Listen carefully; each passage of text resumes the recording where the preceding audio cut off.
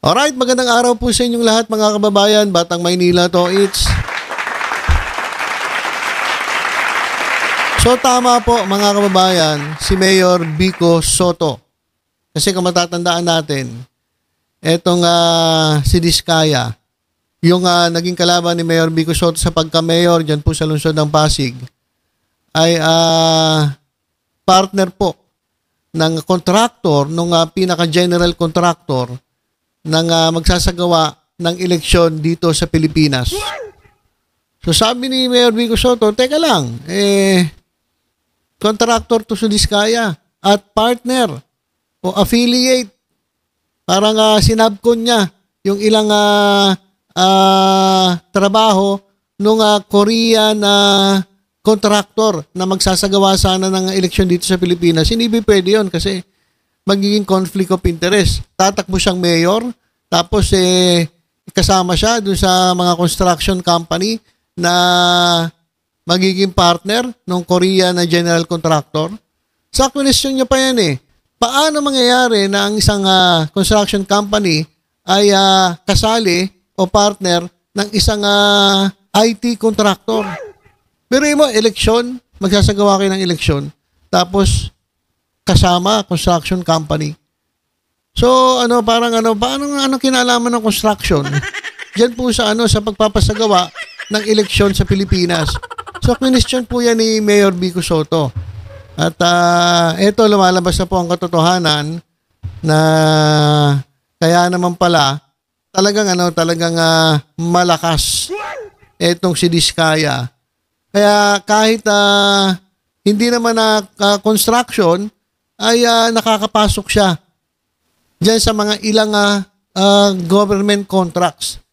At eto mga kababayan, sabi ni Mayor Vico Soto, unti-unti nang nalalaman ng taong bayan ang buong katotohanan.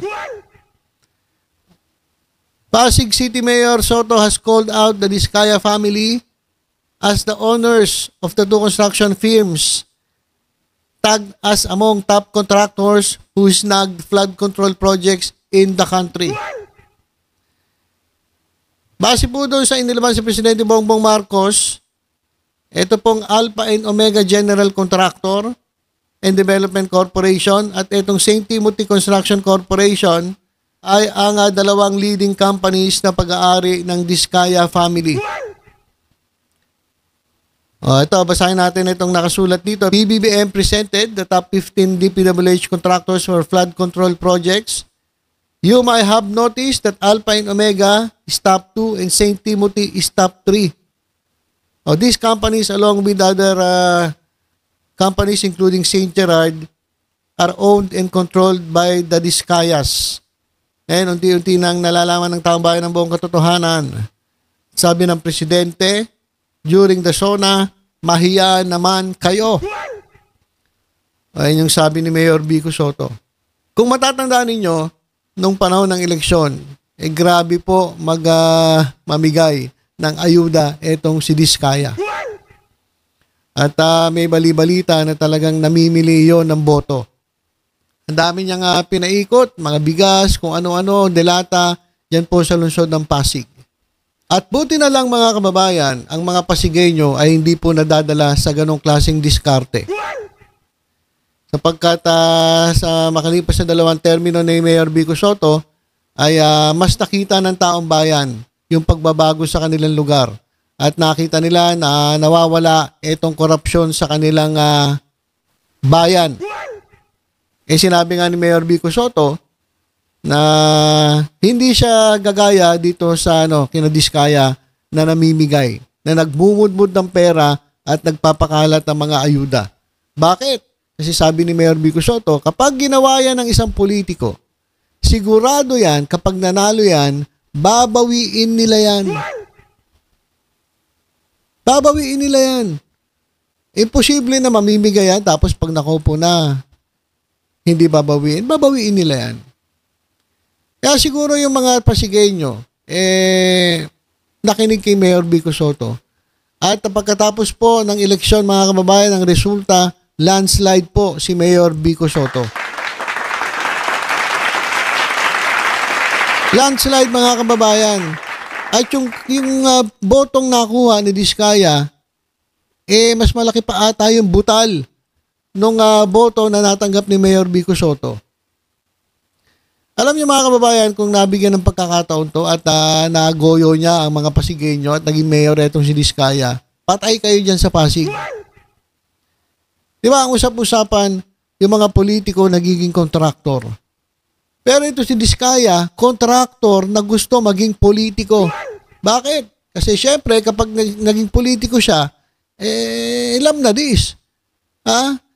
Sigurado, yung mga proyekto dyan sa Pasig ay kukunin ng kanyang construction company. Kaya nga nagalit ito kay Mayor Vico Soto Dahil ang alam ko, hindi na ibigay yung kontrata dito sa kumpanya ni Diskaya. Kaya ang ginawa, nilabanan si Mayor Vico Soto. Matindi pala ito mga kababayan. Kasama sa top 15 na nakakuha ng bilyong-bilyones na kontrata dyan po sa DPWH flood control projects. Ito mga kababayan, pakita ko sa inyo. Ito po mga kababayan, opposite ito ng ating kaibigang si Mark Gamboa, Models of Manila.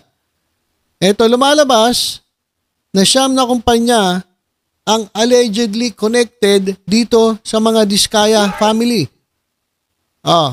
At nakuha sila ng flood control contracts from the DPWH, Department of Public Works and Highways, worth a combined of 31.6 billion pesos. Ayan po ang nakita ng Billionaire News Channel. Since 2022, nakakuha etong siyam na Diskaya Link firms ng 31.6 billion sa flood control projects. Tindi mo? Ang tindi pala na ito ni Diskaya. At alam nyo ba, mga kababayan, for your information, ito pong si Diskaya, nung tumakbong mayor dyan po sa Pasig, ay first-time voter. Di ba, kapal na mukha? Kauna-unahan niyang bumoto dyan sa Pasig. Nung siya tumakbong mayor. So ano to? Grabe, mga kababayan. Hindi ko alam kung anong salita magagamit natin para dito sa Diskaya na ito. Biruin mo, ang dami nilang proyekto sa DPWH. Malakas ito, mga kababayan. Malakas to sa DPWH. Kaya dapat maimbestigahan itong mga kumpanya ni Diskaya. Sino ang kadikit nito dyan sa DPWH? Sinong politiko ang lumalakad dito para makakuha ng maraming proyekto dyan sa DPWH, dyan sa flood control projects? At dapat imbestigahan kung lahat ba ng flood control projects na kontrata na hinawakan ng Diskaya talagang totoo o baka naman iba dyan, ghost projects lang. So dapat imbestigahan itong si Diskaya. Tapos tatakbo pang mayor ng Pasig. First time voter. Ang kapal na mukha.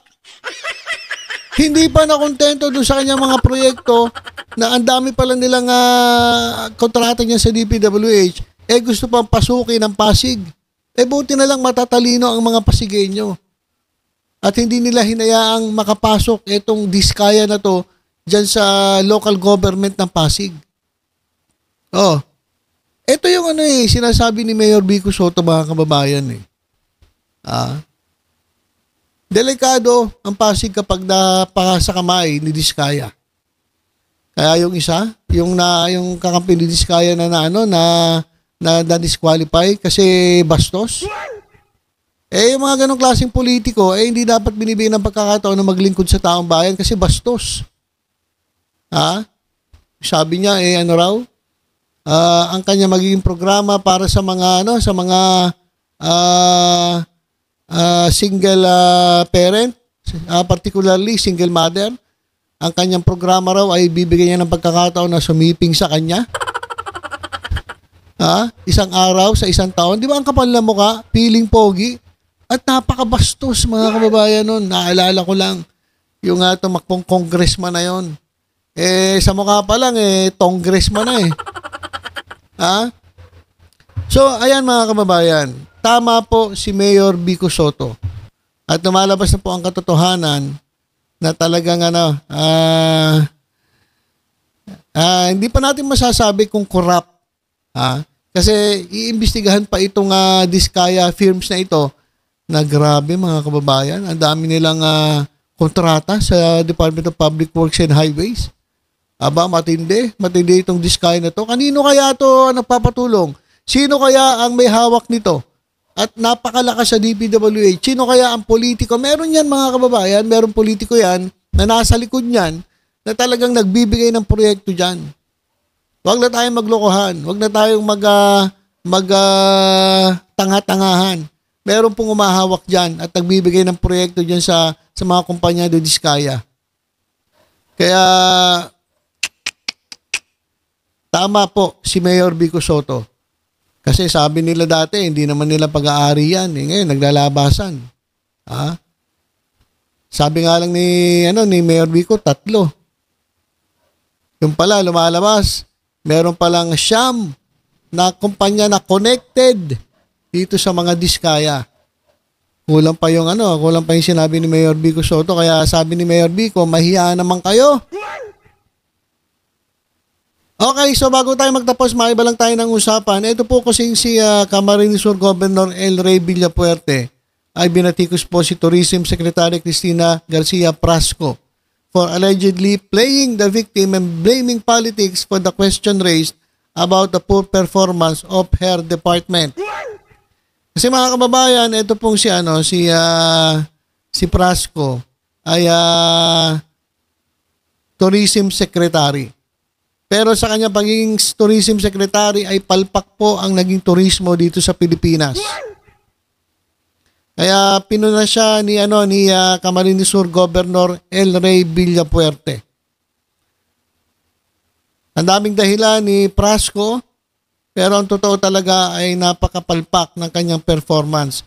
At sabi nga dito, even dyan sa kanilang probinsya sa Cebu, bumagsak po ang turismo sa kanilang lugar. So sabi ni Villapuerte na kung hindi niya kayang palakasin ang turismo sa sarili niyang backyard, how can we expect itong si Prasco na effectively mapopromote niya itong Philippine tourism nationwide? Tama naman si Villapuerte. Paano mo nga mapapaganda ang turismo? Paano ka maghihikayat ng mga turista sa buong Pilipinas? Kung doon mismo sa lugar mo ay hindi mo yan magawa. So yan po ang medyo nagkakaroon ng issue etong si Villapuerte at etong si Prasco. Mga kababayan, meron pong lumalabas na isa pong personalidad na ayon po sa balita ay mas maganda po sanang ipalit natin dito kay Prasco. At yan po ay si Ma'am Charo Santos Concio. So, marami pong nagpupush na etong si Charo Santos Concio ang maging new tourism secretary. Kasi siya po ay, kung titingnan po ang qualification, siya po ay most qualified. Unang-una, hindi siya politiko at lalong wala siya sa politika. Ang kanyang track record ay dyan po sa ABS-CBN. Unang-una, pagdating po sa branding at storytelling, yan po ay kinarir ni Charo Santos, mga kababayan. Siya rin po ay naging executive leader at nakapagbigay ng success dyan po sa ABS-CBN. At itong former president and CEO of ABS-CBN ay nakatulong po dito sa kumpanya at lumaki po ang kanilang media empire with global reach, managing thousands of employees and launching campaigns that became household names. Yung kanyang experience proves na kayang-kaya niyang humawak ng large-scale operations, coordinate multi-sectoral partnerships, and deliver results under pressure. At isa pa, siya po ay may impluwensya sa global network and culture, mga kababayan. So, yung kanyang international credibility and connection sa media, arts, business, magbibigay po sa Pilipinas ng advantage pagdating po sa turismo. at kung paano diplomasya para po mataas ang antas ng turismo dito sa Pilipinas. Maaari po siya makapagbukas ng pinto sa mga collaborations, makakapag-attract ng international productions, at syempre, ay ilalagay po ang Pilipinas sa magandang pwesto pagdating po sa turismo. Kaya mga kababayan, kaysa naman dito kay Prasco, etong tourism secretary na ayon nga kay El Rey Villaferte ay palpak. Sa Cebu nga, hindi niya maayos ang turismo. How much more? Ito pa nga buong Pilipinas ang hawakan niya. Mas maganda, ayon po sa ilang mga netizens, ay palitan na itong si Prasco at ang ipalit ay itong si Ma'am Charo Santos Concio, mga kababayan. Okay, so yun lang po mga kababayan. Tutok-tutok lang po dito sa Batang Maynila. Sa iba pang updates. Ingat po tayong lahat. God bless po.